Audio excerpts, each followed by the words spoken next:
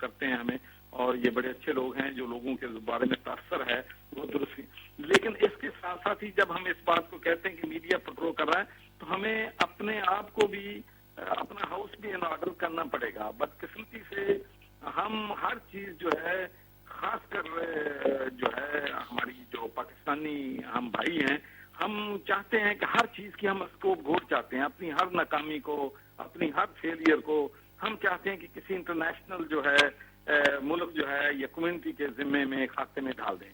Bag साहब जो बात कर रहे हैं, आप जो बात कर रहे थे कि जो परसेप्शन है, पोर्ट्रेल है, सिक्योरिटी रीजंस की वजह से भी नुकसान होता है, सरवर साहब ये कह रहे हैं कि हमें अपने हाथ से भी चीजें बेहतर करनी पड़ेंगी। एक और नुकता वो कह रहे हैं कि जो डेलीगेशन हम यहाँ लेके आते हैं वो मीडिया रिपोर्ट्स के बिल्कुल अपोजिट एक माहौल देखते हैं तो वो बड़े सरप्राइज्ड होते हैं। तो आपके ख्याल में हमारे जो पार्लियामेंट्री डेलीगेशन हैं, बिजनेस कम्युनिटी के स्पेशल डेलीगेशन है, चैम्बर के हमारे पास जायद साहब बैठे हुए जो चैम्बर्स के डेलीगेशन हैं, हमें अगर इनकी फ्रीक्वेंसी हम बढ़ा दें तो आपको लगता है कि चीजें हम बेहतर कर सकते हैं? बिल्कुल तंजीला, जैसे कि मैंने आपको बताया कि अभी कुछ अर्से पहले लंदन ओलंपिक्स के वक्त मैं उस वक्त वहाँ पे था लंदन के अंदर, और ओपनिंग से मैंने अटेंड की। उससे कुछ दिनों पहले वहाँ पे न्यूज़पेपर्स के अंदर हेडलाइंस लग गई कि जी पाकिस्तान से टेररिस्ट जो हैं वो पासपोर्ट किसी वक्त भी बनवा सकते हैं, और वो ओलंपिक्स के अंदर जो खिलाड़ी हिस्सा ले रहे थे वो बन के यहाँ पे आ सकते हैं और ये हो सकती है। हालांकि वो बिल्कुल बेसलेस जो खबर थी। तो इस तरह का अक्सर जो है कैंपेन पाकिस्तान के खिलाफ चलाई जाती है, मगर यही लोग जब पाकिस्तान की विजिट करते हैं, यहाँ पे आते हैं और देखते हैं कि हालात ये नहीं है कि हर जगह इस तरह की चीज़ें जो हैं हर कंट्रीज़ के अंदर हो रही हैं। अमेरिका के अंदर आपने देखा है एक आदमी आया और उसने न्यूयॉर्क के अंदर आके फायरिंग कर दी। हर जगह पे तमाम चीज़ें हो रही हैं, मगर हमारी बदकिस्मती है कि मगरब का जो मीडिया है वो पाकिस्तान को बहुत गलत रंग के अंदर पोर्ट्रे करता है। दूसरा, मैं एक इन्वेस्टमेंट की आपने मुझसे पूछा था, मैं आपको बतलाऊं कि जब हम इन्वेस्टमेंट की बात करते हैं तो इस वक्त हमारे कई पाकिस्तानी हैं जो यूरोप के अंदर, अल्लाह ने उनको बहुत ही वेल ऑफ हैं, बहुत ज़्यादा वो किया है। कई ग्रुपों ने पाकिस्तान के अंदर भी इन्वेस्टमेंट की है, यूबीएल का आपको जैसे पता होगा। इस तरह कई और पाकिस्तानी हैं जो हैं, पाकिस्तानी निसात जो हैं यूके हैं, मगर अल्लाह ने उनको, उनका शुमार जो है रिचेस्ट लोगों के अंदर होता है। हमें चाहिए हम उनको भी मोटिवेट करें, उनको भी पाकिस्तान लेके आएँ, और अगर कुछ प्रॉब्लम्स उनको फेस होती है उसको दूर करें। तो आप यकीन करें कि यूरोप से बहुत ज्यादा इन्वेस्टमेंट्स पाकिस्तान की तरफ यहाँ पे आ सकती है। जाहिद साहब, डायरेक्ट इन्वेस्टमेंट की अगर बात की जाए, जनरली जो हमें रेट नजर आया, रेशो नजर आया, वो कम नजर आया, वक्त के साथ थोड़ा सा वो कम होगी डायरेक्ट इन्वेस्टमेंट। फॉरेन इन्वेस्टमेंट की मैं बात कर रही हूँ, किस तरीके से इनकरेज किया जा सकता है जो हमारे यहाँ का एनवायरनमेंट है, जो गारंटीज हैं, जो सिक्योरिटीज हैं, वो इंश्योर करने के लिए, और देन जो आपके प्राइवेट टू प्राइवेट सेक्टर की जो वेंचर्स हैं, आपको लगता है कि अब उनका वक्त आ गया है कि आप जब तक प्राइवेट सेक्टर को इन्वॉल्व नहीं करेंगे तब तक पॉसिबल नहीं है? देखिए, सबसे पहले तो मैं अभी बेग साहब भी बात कर रहे थे, चौधरी सरवर साहब भी बात कर रहे थे कि परसेप्शन और टेररिज्म के बारे में बात हो रही थी। इसमें मैं ये समझता हूँ कि एक तो हमें ये जान लेना होगा कि इस किस्म की जो वॉर लड़ रहे हैं, जो जंग लड़ रहे हैं अगेंस्ट द टेररिज्म, ये कुछ 4 साल में या 5 साल में या 6 साल में ख़त्म होने वाली नहीं है। ये एक लॉन्ग टर्म जो है ये प्रोसेस है। आपको मिसाल सामने श्रीलंका की मिसाल ले लीजिए, उन्होंने कई साल ये जंग लड़ी और आखिर वो जंग जो है ख़त्म हो गई, और वो इस वक्त अपनी इकोनॉमी पे वो खड़े भी हो गया। आप देखिए अपनी इकोनॉमी पे अपनी, क्योंकि उन्होंने उसके साथ वो जंग भी लड़ते रहे और उसके साथ उन्होंने रहना भी सीख लिया था। ठीक है, अब हम जो है हमें इसके साथ ये सिर्फ ये सोच के कि टेररिज्म की वजह से हम लोग जो है उन्होंने अपना इकोनॉमिक बेस नहीं छोड़ा, तो हम टेररिज्म की वजह से काम नहीं कर पा रहे हैं। ये इस किस्म की सोच से हमें अब बाहर निकलना होगा। ठीक है जी। बाकी अब रह गया परसेप्शन का। मैं बहुत माजरत के साथ ये कहूँगा कि परसेप्शन जो हमारी अक्रॉस द बॉर्डर जो ख़राब है, इसमें बाहर के मीडिया का किरदार जो है वो हमसे कहीं कम है। हमारे मीडिया का हमारा मीडिया जो है, अगर सियालकोट के अंदर को 2 बच्चों को जो है डंडे मार मार के कत्ल कर दिया जाता है, तो बाहर का मीडिया अगर उसको 1 घंटा दिखाता है तो हमारा मीडिया 2000 घंटा दिखाता है उसको। ठीक है जी। तो इसके ऊपर बड़ी एहतियात बरतनी चाहिए। पॉलिसी बनानी होगी। हमें एक पॉलिसी बनानी चाहिए।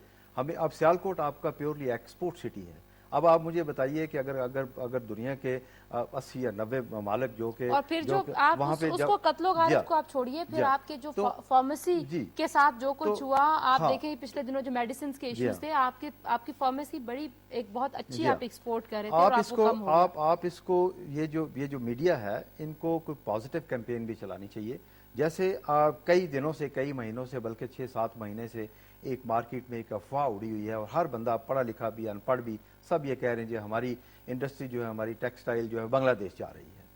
ایسی کیسے جا رہی ہے؟ لٹ پڑی ہوئی ہے کہ ہماری انڈسٹری جو اٹھ کے بنگلہ دیش چلی گئی ہے؟ کوئی ایسی بات نہیں ہو رہی ہے۔ 1-2 ملیں جو ہیں وہ وہاں پہ شفٹ ہوئی ہیں۔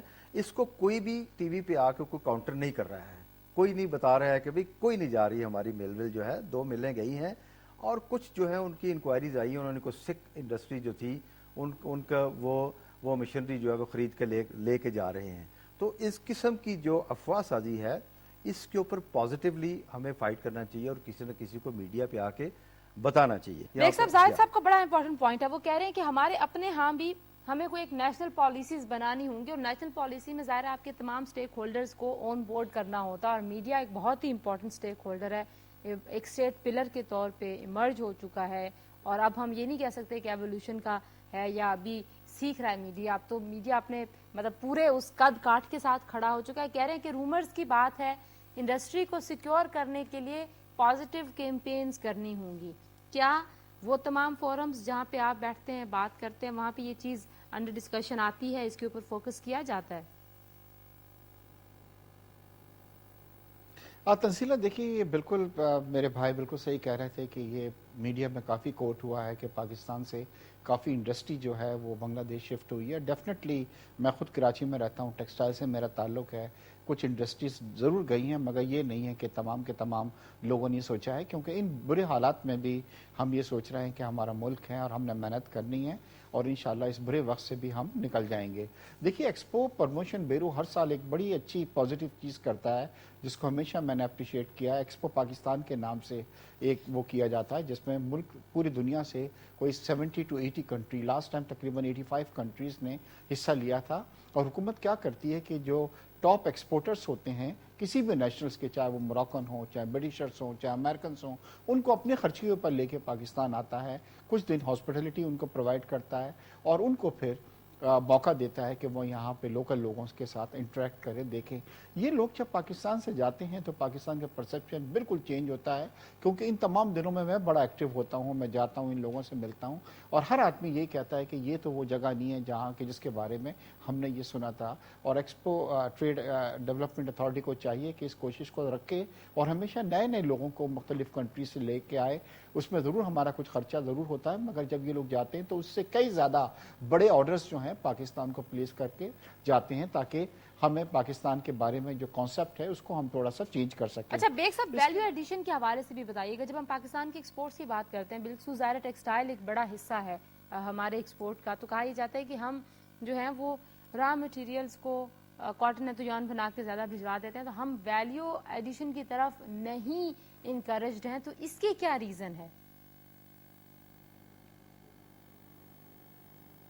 بیگ صاحب آپ مجھ سے سوال کر رہی ہیں تنزیلہ؟ جی آپ سے سوال کر رہی ہوں۔ ہاں تنزیلہ، بالکل آپ نے صحیح کہا کہ حکومت کی جو ٹیکسٹائل پالیسی آئی ہے اس میں یہی آیا ہے کہ ہم رادر دین کاٹن کو ایکسپورٹ کریں، کاٹن یارن کو ایکسپورٹ کریں، جتنے زیادہ ہم ویلیو ایڈیشنز کے اندر جائیں گے اتنی زیادہ ہماری ایکسپورٹس جو ہے اس کے اندر بڑھ سکتی ہے۔ تو ویلیو ایڈیشن کے اوپر پوری توجہ ہے اس وقت، اور میں آپ کو یہ بتلاؤں کہ تھوڑا سا لاسٹ ایئر ہمیں یہ پرابلم یہ آئی ہے کہ کاٹن یارن جو تھا وہ بڑی ایکسپورٹس ہماری یہاں پہ ہوئی کیونکہ انرجی کی کرائسس تھی، مگر اس سال پوری امید یہ ہے کہ کیونکہ یورپین یونین کے اندر ہم کو ایکسس مل رہا ہے، امریکہ بھی ہماری کچھ ہیلپ کرنا چاہتا ہے، ہم افریقہ کی طرف بھی توجہ دے رہے ہیں، تو اگر ہم ویلیو ایڈیشن کی طرف جاتے ہیں تو پاکستان کے اندر بہت سخت ہے، اور صرف ویلیو ایڈیشن کرنے سے ہی ہم کئی بلین ڈالرز کی ایکسپورٹس جو ہے ہم اس کے اندر اضافہ کر سکتے ہیں۔